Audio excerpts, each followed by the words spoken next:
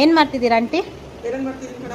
ಏನಕ್ಕೆ ಆಂಟಿ ಇದೆಲ್ಲ ಹೊಲ್ಕೊಂಡಿದ್ದೀರಾ? ಹೌದು, ಲಂಗಕ್ಕೆ ಐರನ್ ಮಾಡ್ತಿದ್ದೀನಿ, ಫಿಲ್ ಹಿಡಿತಿದ್ದೀನಿ, ನೀಟಾಗಿ ಬರುತ್ತೆ. ಮತ್ತೆ ಇಲ್ಲೆಲ್ಲ ಹೊಲ್ದಿದ್ದೀರಾ 3 ಸ್ಟೆಪ್ಪು? ಆಮೇಲೆ ರಿಮೂವ್ ಮಾಡ್ಕೋಬೋದು. ಹಾಂ, ಯಾಕಂತಂದ್ರೆ ಇಟ್ಕೊಂಡು ಐರನ್ ಮಾಡ್ಬೋದು. ಬಿಡಿ ಬಿಡಿಯಾಗಿದ್ರೆ ಒಂದೊಂದೇ ಇಟ್ಕೊಂಡು ಐರನ್ ಮಾಡೋದಕ್ಕೆ ಸ್ವಲ್ಪ ಕಷ್ಟ ಆಗುತ್ತೆ. ಈ ತರ ಹಾಕೊಂಡು ಈ ತರ ಸ್ಟ್ರೈಟ್ ಆಗಿ ಇಟ್ಕೊಂಡು ಐರನ್ ಮಾಡ್ಕೊಂಡ್ರೆ ನಾವು ಏನ್ ನೆರಿಗೆ ಹಿಡಿದಿರ್ತೀರೋ ಆ ನೆರಿಗೆ ಎಲ್ಲ ಕರೆಕ್ಟ್ ಆಗಿ ಸ್ಟಿಫ್ ಆಗಿ ಕುತ್ಕೊಳ್ಳುತ್ತೆ. ಅದು ಮತ್ತೆ ಹೋಗಲ್ವಾ ಆಂಟಿ ಅದು ಐರನ್? ಯಾವುದೇ ಕಾರಣಕ್ಕೂ ನೀವು ನೀರು ಹಾಕಿದ್ರು ಈ ಹೋಗಲ್ಲ. ಯಾಕಂತಂದ್ರೆ ಐರನ್ ಆದ್ಮೇಲೆ ಅದ್ರ ಮೇಲೆ ಸ್ವಲ್ಪ ಒಂದಿನ ಭಾರ ಇಟ್ಬಿಟ್ರೆ ನೀಟಾಗಿ ಕುತ್ಕೊಂಡ್ಬಿಡುತ್ತೆ. ಒಂದೊಂದು ಫಿಲ್ಲನ್ನು ನೀಟಾಗಿ ಈ ತರ ಸ್ವಲ್ಪ ಗಟ್ಟಿಯಾಗಿ ಅದನ್ನ ಮಾಡ್ಕೋಬೇಕು. ಇದು ಸುಡಲ್ವಾ ಆಂಟಿ ಬಟ್ಟೆ? ಇಲ್ಲ, ನಮ್ಗೆ ಎಷ್ಟು ಇದು ಬೇಕೋ ಅಷ್ಟು ಇಟ್ಕೋಬಹುದು. ಹೈ ಇದು ಇಟ್ಕೋಬಹುದು, ನಾರ್ಮಲ್ ಇಟ್ಕೋಬಹುದು. ಅಂದ್ರೆ ಬಟ್ಟೆಗೆ ತಕ್ಕಂಗೆ ಐರನ್ ಇಟ್ಕೋಬೇಕು ನಾವು.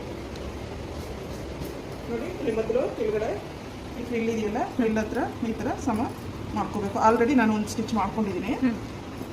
ಈ ತರ ಈಸಿ ಆಗುತ್ತೆ ಅಂತ ಅಷ್ಟೇ. ಎಕ್ಸ್ಪೀರಿಯನ್ಸ್ ಆಗ್ತಾ ಸರಿ ಹೋಗುತ್ತೆ. ಈಗ ಸ್ಟಾರ್ಟಿಂಗ್ ಕಲಿಯೋರಿಗೆ ಈ ತರ ಹೊಲಿಗೆ ಹಾಕೊಂಡ್ರೆ ಈ ತರ ಇಷ್ಟು ನೀಟಾಗಿ ಬಂದಿದೆ ನೋಡ್ರಿ.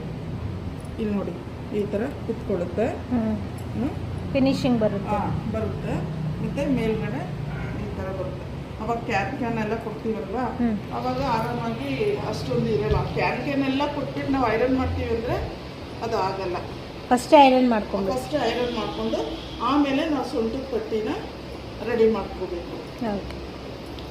ಈ ತರ ಸ್ಟಿಫ್ ಆಗಿ ಕುತ್ಕೊಳ್ಳುತ್ತೆ, ನೀಟಾಗಿ ಬರುತ್ತೆ. ನೀಟಾಗಿ ನೋಡಿ, ಒಂದೊಂದು ಫ್ರಿಲ್ ಏನು ಫಿನಿಶಿಂಗ್ ಬಂದಿದೆ ಈ ತರ ಬರುತ್ತೆ.